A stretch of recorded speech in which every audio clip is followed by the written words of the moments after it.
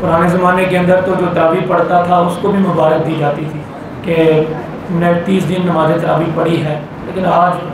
بے راروی کا دور ہے، قرآن پاک سے دوری، نمازوں سے دوری، قرآن پاک سے دوری کی وجہ سے دل کے اندر سکون اطمینان نہیں۔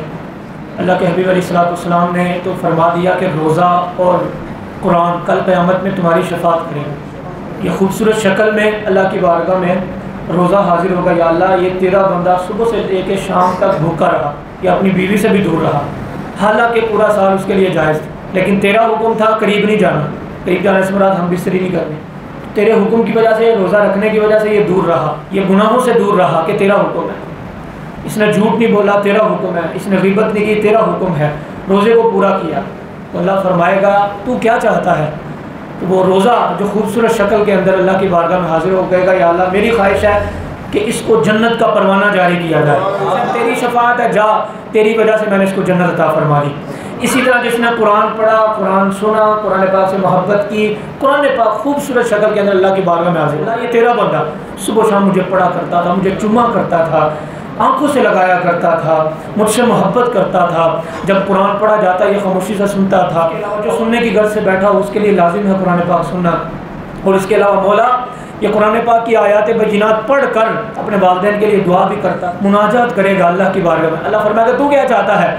تو وہ کہے گا مولا میری خواہش ہے کہ اس کی بخشش فرما دی جائے، تیرے کلام سے ہی محبت کرتا ہے، اللہ فرمائے گا جا تیری شفاعت کی وجہ سے میں نے اس کو بخش دیا۔ یہ ہے دو چیزیں جو رمضان کے اندر دونوں چیزیں گزرتی ہیں، روزہ بھی اور قرآن پاک بھی، جس کو ہم پڑھتے بھی ہیں سنتے بھی ہیں الحمدللہ۔ اللہ کے رسول صلی اللہ تعالی علیہ وسلم نے ارشاد فرمایا بہترین شخص وہ ہے جو قرآن پڑھتا ہے اور قرآن پڑھاتا ہے، یعنی یہ نہیں کہا کہ جو قاری ہے، حافظ ہے، نماز پڑھانے والا وہ بہتر ہے، فرمایا جو پڑھتا ہے، جو طالب علم آ کے الف پڑھتا ہے، با پڑھتا ہے، تا پڑھتا ہے وہ بھی بہترین ہے، جو آ کر الف لام میم ذالک الکتاب لا ریب فیہ آخری صورتیں پڑھتا ہے وہ بھی بہترین ہے، اور جو قرآن سنتا ہے وہ بھی بہترین ہے۔ صرف مولوی بہتر نہیں، قاری صاحب بہتر نہیں، مفتی صاحب بہتر نہیں، مصلی پہ کھڑے ہونے والا بہتر نہیں، بلکہ صفوں میں کھڑے ہونے والے بھی سب سے بہترین ہے۔ حضور نے پھر یہ نہیں کہا کہ بہترین، فرمایا سب سے بہترین ہے، سب سے بہترین۔ اس لیے جو جس نے تراویح پڑھائی، سنی، قرآن پڑھا، سنا، سارے بہترین ہیں۔ اللہ کے رسول کا فرمان ہے کہ جو شخص عالم دین یا دین کا طالب علم قبرستان سے گزر جاتا ہے تو اللہ قبرستان سے عذاب قبر کو اٹھا لیتا ہے، اور یہ بھی کہا کہ 40 دن تک، امام غزالی نے لکھا۔ تو بعض علماء کہتے ہیں کیا مدرسے میں آ کر پڑھنے والا طالب علم، کیا جو قاعدہ پڑھ رہا ہے وہ طالب علم ہے، کیا جو قرآن پڑھ رہا ہے وہ طالب علم ہے، کیا جو حدیث کا علم یا عالم بن رہا ہے وہ طالب علم ہے؟ تو علماء فرماتے ہیں بات تاسا، پڑھنے والا بھی طالب علم ہے، قاعدہ پڑھنے والا بھی طالب علم ہے، قرآن پڑھنے والا بھی طالب علم ہے، عالم بننے والا بھی طالب علم ہے، اور اس کے ساتھ ساتھ جو جمعے کے دن یا ابھی آپ بیٹھے ہوئے ہیں آ کر امام صاحب کا خطبہ سنتے ہیں وہ بھی طالب علم ہے، اگر وہ کیونکہ وہ بھی حدیث سن رہے ہیں، وہ سیکھنے کے لیے آپ بیٹھے ہوئے ہیں نا، آپ سیکھ کر جا رہا آپ بھی طالب علم ہے۔ اگر ہم گھر سے چلیں اس نیت کے ساتھ جائیں میں مسجد میں جاؤں گا اور ساتھ ساتھ اپنے امام صاحب کی باتیں سنوں گا، وہ حدیث سنائیں گے، قرآن کی باتیں سنائیں گے، تو آپ طالب علم ہیں۔ یعنی اس کا مطلب یہ پتہ چلا کہ مدرسے کا ایک عام طالب علم جو قاعدہ پڑھ رہا ہے، جو قرآن پڑھ رہا ہے، جو عالم بن رہا ہے وہ بھی، اور عام مسلمان، یہ سارے کے سارے اگر قبرستان سے گزر جائیں گے اللہ سب کی برکت سے عذاب قبر کو اٹھا لے گا۔ یہ نہیں کہ صرف طالب علم، بلکہ جتنے بھی آپ بیٹھے ہوئے ہیں، آپ اگر طالب علم بن کر آئیں گے تو انشاءاللہ آپ کی برکتیں یہاں تک نہیں بلکہ قبرستان تک جائیں گے۔ تو اس لیے آپ اپنے آپ کو ہلکا نہ جانیں، اللہ کا شکر ادا کریں، اللہ مسلمان بنایا اور اللہ کے رسول صلی اللہ علیہ وسلم کی امت میں پیدا کیا۔ امام اعظم ابو حنیفہ رحمۃ اللہ تعالیٰ علیہ کے نامور شاگرد تھے غالباً امام ابو یوسف، بڑے ذہین تھے۔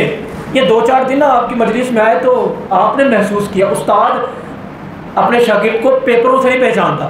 وہ دیکھ لیتا ہے کہ کون طالب علم، اگر پیپروں میں فیل بھی ہوگا کوئی مسئلہ نہیں، لیکن کون طالب علم جو ہے نا وہ ذہین ہے۔ 2-4 دن آئے تو آپ نے محسوس کیا کہ یہ بڑا ذہین ہے، تو